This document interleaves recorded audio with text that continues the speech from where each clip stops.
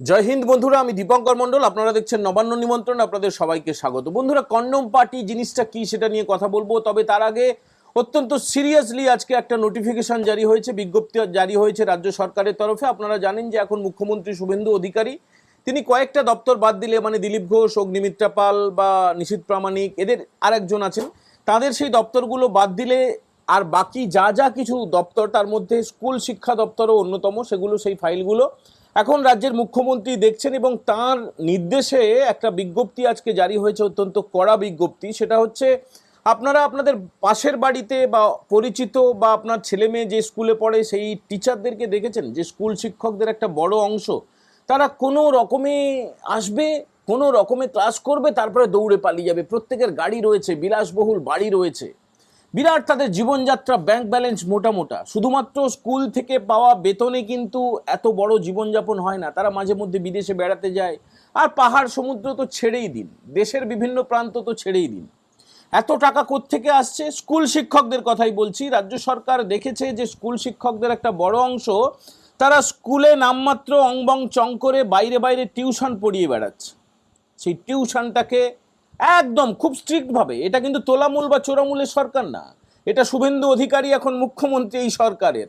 ফলে কোনো রকমের ফাজলামি করবেন না। যারা আমার আমার প্রচুর শিক্ষক বন্ধু রয়েছেন, আমার নিজস্ব মানে সবচেয়ে কাছের বন্ধুরা হচ্ছেন আমার শিক্ষক।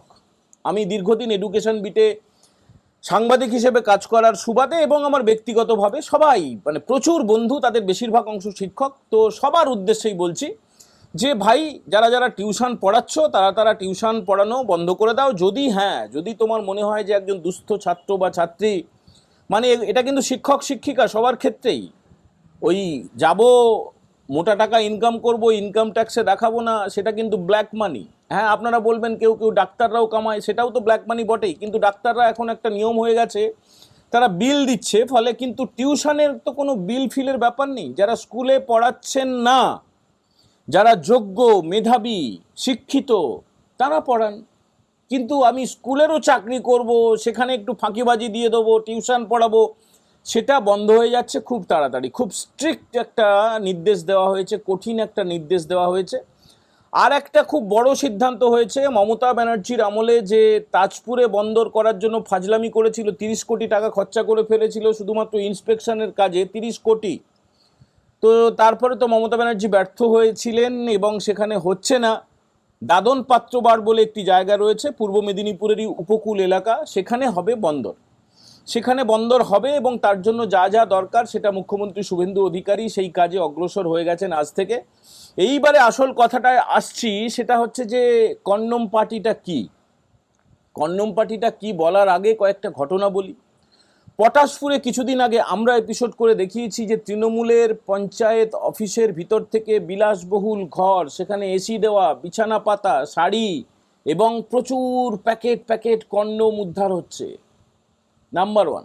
নাম্বার টু, কয়েকদিন আগে কলকাতার সুরেন্দ্রনাথ কলেজে একদম ওপরে দুটো বিলাসবহুল ঘর পাওয়া গেল, একই রকমের সাজানো গোছানো, বাথরুম, টয়লেট, সেখানে এসি লাগানো রয়েছে, সেখানে দামি বিছানা পাতা রয়েছে, সেখানে মদ উদ্ধার হচ্ছে, কন্ডম উদ্ধার হচ্ছে, অস্ত্র উদ্ধার হচ্ছে।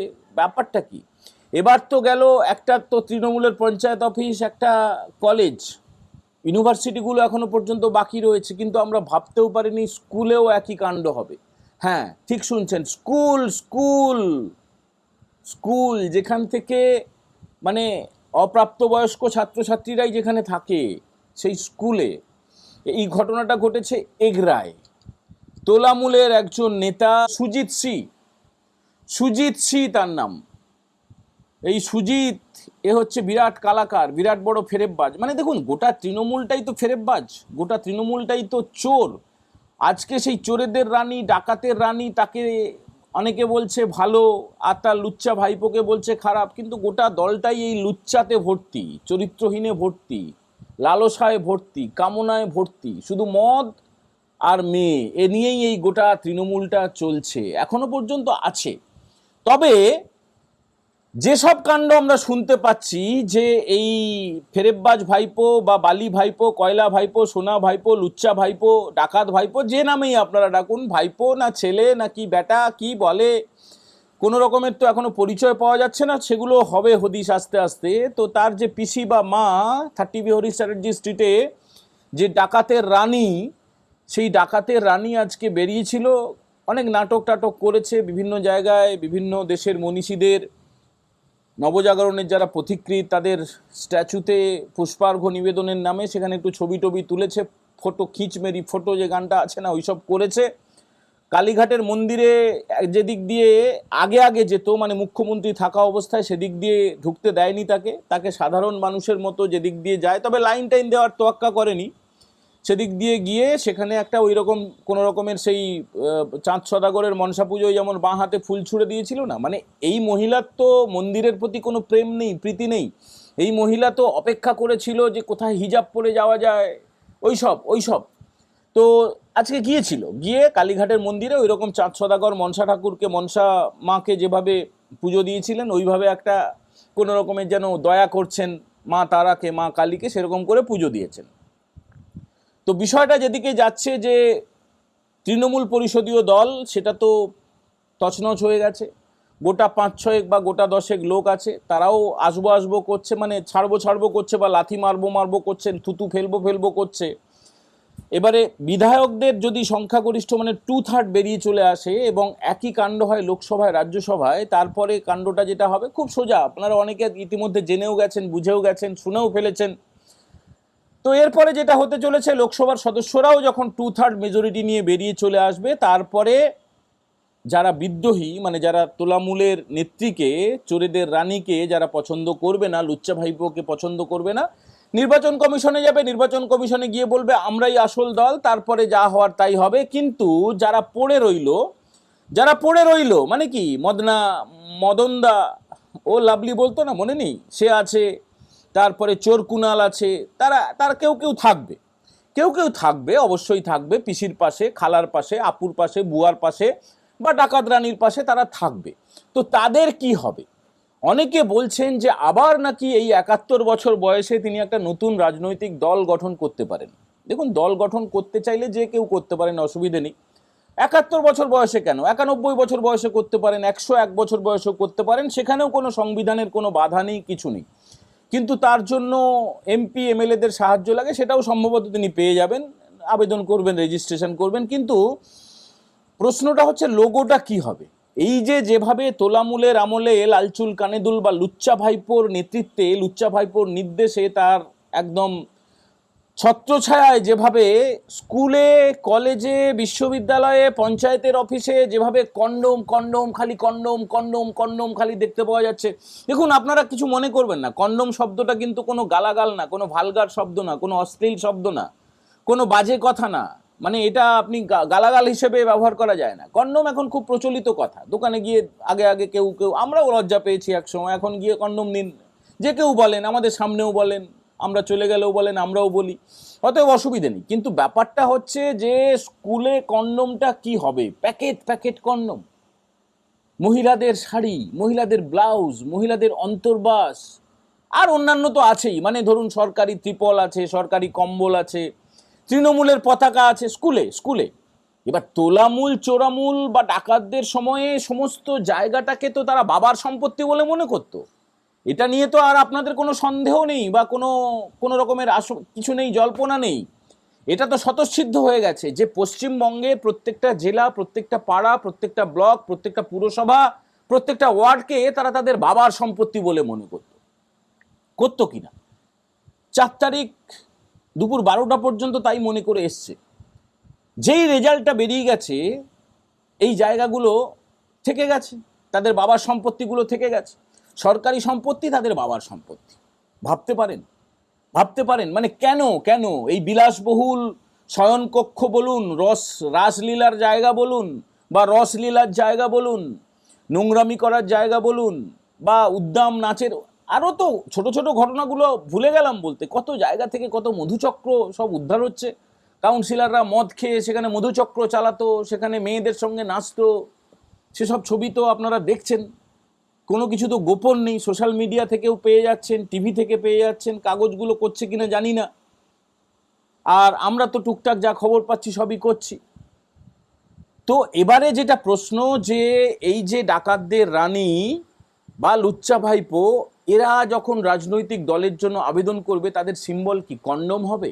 এই প্রশ্নটা দেখুন, হতেও পারে, না হওয়ার কিছু নেই। কন্ডম প্রীতি এত, কন্ডমের প্রেম এত, হয়তো দেখা যাবে যদি ভালো করে হয়তো ভাইপোর খুব ঘনিষ্ঠ যারা চোরপোটার, যারা ভাইপোর একদম প্যানেলে ছিল আর কি, খাম পেত, তারা এখনো পর্যন্ত খাম পায়, তারা হয়তো বলতে পারবে, যারা রিপোর্টার নামে যারা শুধুমাত্র ওই তোলামূলের পদলেহন করত, চটি চাটত, তারপরে পিসির বদলে তারপরে ভাইপোর চটি চাটা শুরু করলো লুচ্চা ভাইপোর একটা টিম আছে। ভাইপো তাদেরকে মাঝে মাঝে খাওয়ায়, ভাইপো তাদেরকে খাবার পাঠায়, ভাইপো তাদের খবর নেয়, লুচ্চা লুচ্চা লুচ্চা ভাইপোর কথাই বলছি, আর মাল দেয় মাল দেয়।